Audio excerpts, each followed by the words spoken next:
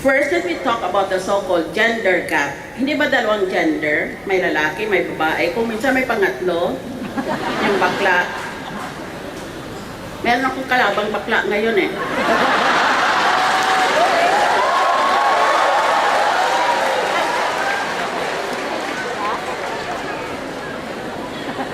The gender gap. I presume that you have invited me as a lawyer to determine whether the Philippines has complied with the provision for gender equality under both international and Philippine law.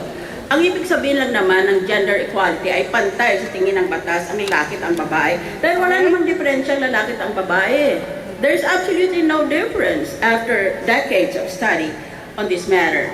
Physical strength, mental prowess, and spiritual capacity. Walang kaiba.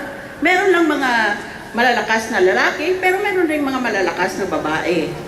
Ngayon,